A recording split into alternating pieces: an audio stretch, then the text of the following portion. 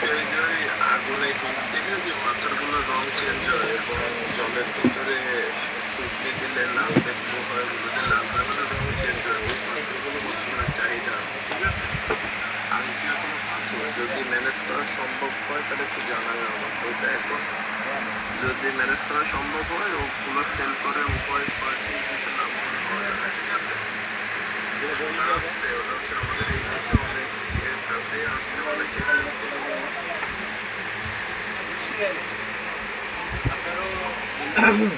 ভাই আপনার কথা ঠিক আছে।